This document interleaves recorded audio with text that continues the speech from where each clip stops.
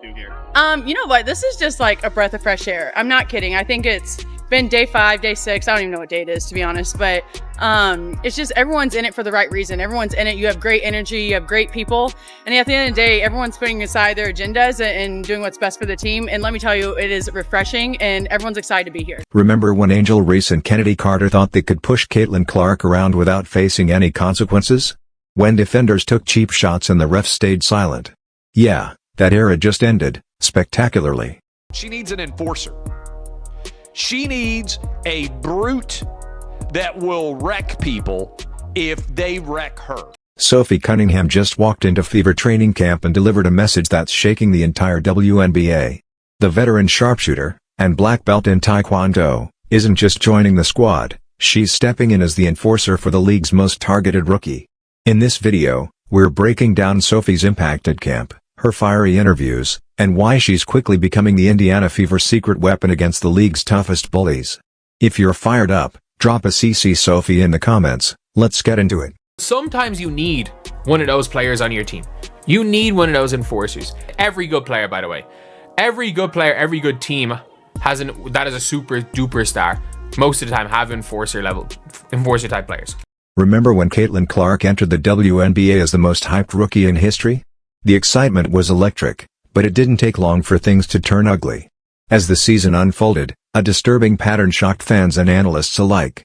The numbers don't lie. A staggering 17% of all flagrant fouls in the entire WNBA were committed against one player, Caitlin Clark. Let that sink in. One rookie, in a league full of elite talent, absorbed nearly a fifth of the league's most dangerous fouls. This wasn't random.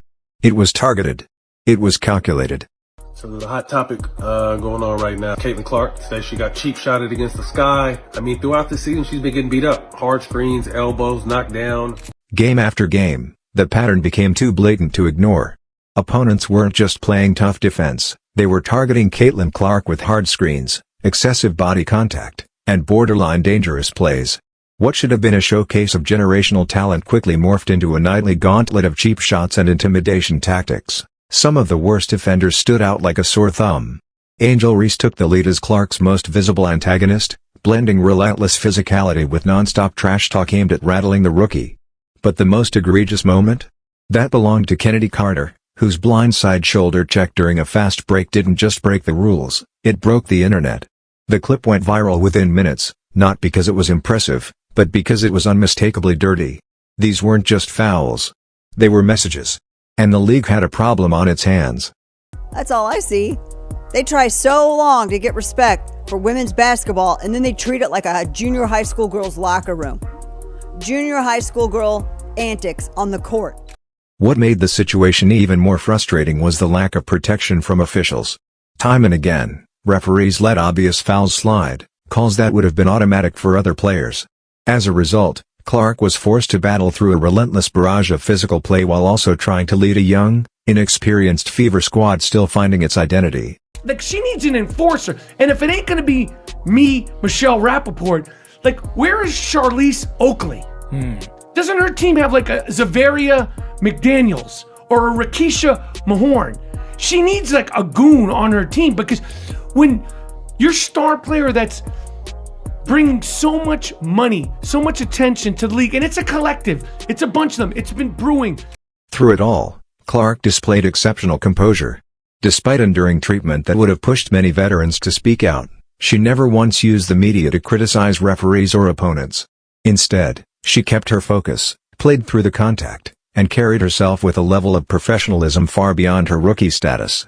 Still, the impact was clear. Her performance, her body language, and even her ability to play freely all reflected the physical toll. The Fever front office saw it too. Night after night, their franchise player took hit after hit, and they knew something had to change.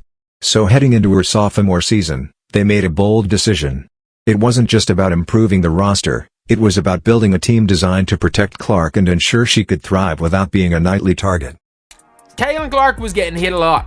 She was getting hit a lot early, and they needed their Charles Oakley. You've got that in Sophie Cunningham.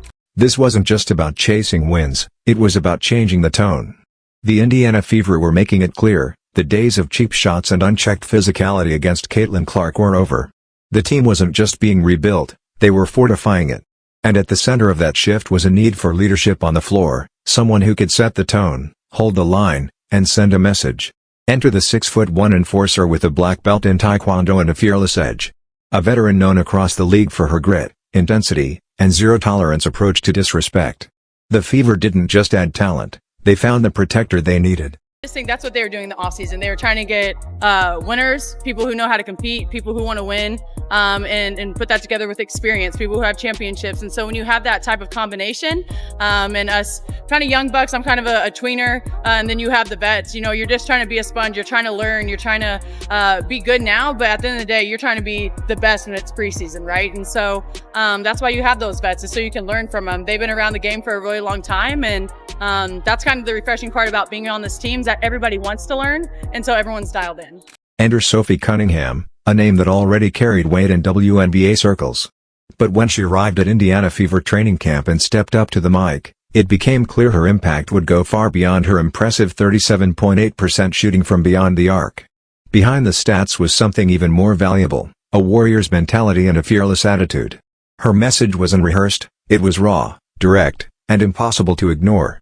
Sophie wasn't just here to play ball, she was here to draw a line in the sand. In one training camp moment, she made it known, the days of bullying Indiana's star rookie were over. I do think that everyone knows that we have something special here. I think a lot of teams have a lot of teams that are special, a lot of rosters that are special, but can you put it together? Can you put aside your agendas? Can you come into work every single day when you're tired, when you're sore, and still get something done and stack the days? And that's what we're doing. Today was tough. You know what I mean? Like, we've been going for a long time. They haven't been, this is not an easy training camp, I'll tell you that, but I think we're going to be better for it. And I think if you ask anyone, everyone kind of just feels that nice energy. As Cunningham stepped into her first Fever media session, reporters braced for the typical talk about new beginnings and team goals. Instead, they got 6 words that sent shockwaves through the basketball world: "I'm here to make sure nobody takes cheap shots at our players." That stops now. In a time when most athletes stick to polished PR responses, Cunningham's bold declaration felt like a thunderclap, shaking up the status quo and setting the tone for what was to come. I'm on year 7, and I did not believe people when they're like, hey, when you get old, you're going to know. Boy, I think I'm starting to get old, and I hate saying that. But no, it's just, we play fast, right? We're going to be quick. We're a run and gun. We're a shooting team. But with that, you got to get your cardio up. With that, you have to play fast but play smart. And so there's a fine line between that, and we're all trying to get that. There's a lot of people here, a lot of different rotations. A lot of people that you haven't played with before. So you have to know where they want the ball, when they want it, their rhythm, their style of play. And so a lot of people are learning, but it's fun, right? Everyone's excited to be here. Everyone's working hard. We've had 3 really, really good days. What makes Cunningham particularly suited for this protective role isn't just her physical presence on the court, it's her foundation of discipline and physical prowess, honed through years of training. Her background in Taekwondo and her aggressive playing style perfectly align with the role of enforcer. Throughout her WNBA career, Cunningham has earned a reputation for never backing down from confrontation, making her the ideal player to step up and defend her team. She's not just there to play, she's there to establish and enforce the boundaries that will protect her star player and set the tone for the team. What's that chemistry building process been like, especially off the court? Yeah. Since you guys are all now in market. You know, I don't even want to sound like this, but it's been easy. It's been easy because you have really, really great people here that want to be a part of something special. And so they're not only phenomenal athletes, but they're phenomenal people. They're out in the community. They do what's right. I don't know, we're just good stewards. And so when you're around those types of people, it's refreshing. And when I say this, I'm truly happy to be here because it hasn't been like this for my career in a really long time. The veteran's commitment goes far beyond just standing guard over Indiana's star rookie. During training camp interviews, Cunningham emphasized the importance of creating an environment where mutual support comes naturally. "It's important that we know and love each other off the court," Cunningham explained, "because that naturally translates to on-court chemistry and a willingness to fight for each other." This philosophy reveals a deeper strategy.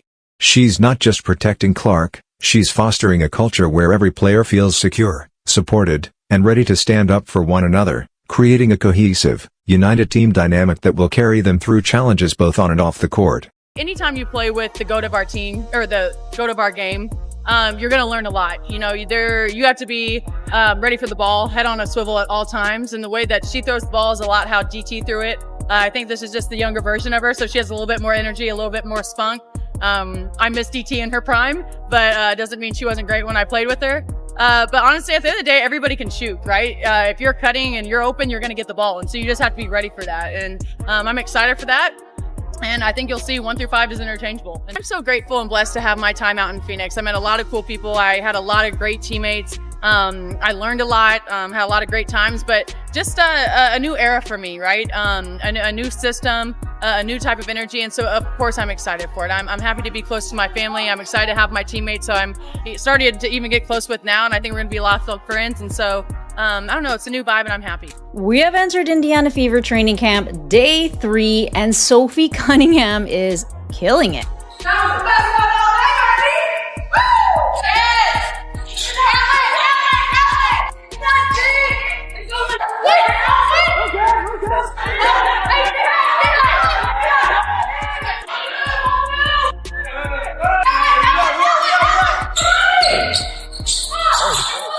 She sees the Indiana Fever putting Sophie back in that 3 position, so she sees her having like more of a breakout season than she'd had at the Mercury, having to play a position that wasn't exactly natural to her.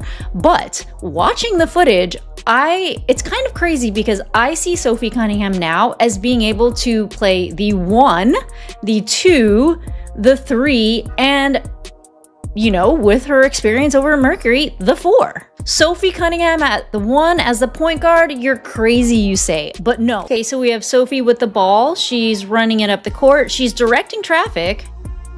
Nice pass over to, what is that, Jalen? And look at that pass over to Lexi, cross-court pass. And she seems to have evolved as a leader, like talking to everybody in the huddle. And run, make them run. We need to be quicker than that. Okay.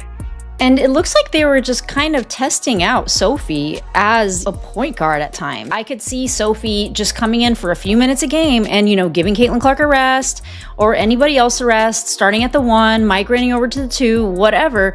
She seems to be able to do it, and she isn't looking bad while doing it. She's confident.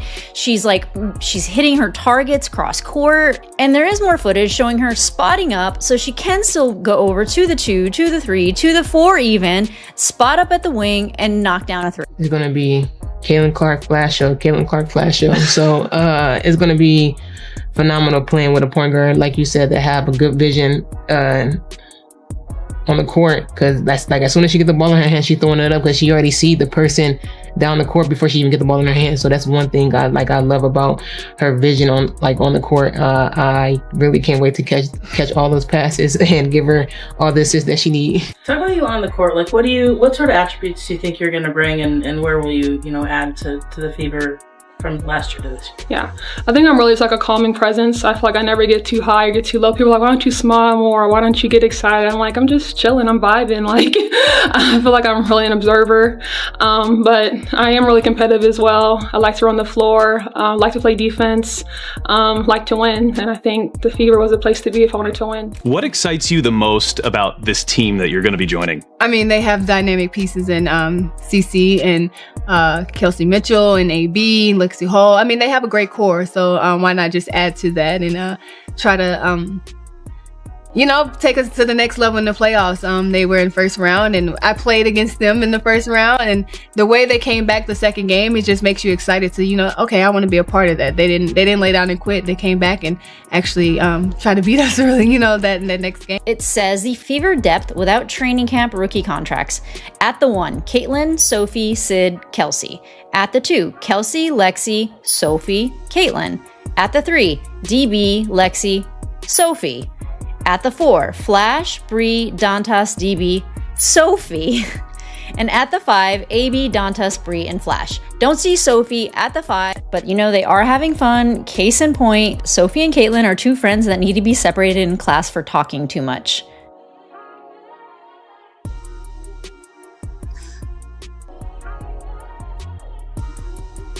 That's actually become a meme online, like the Caitlin dancing.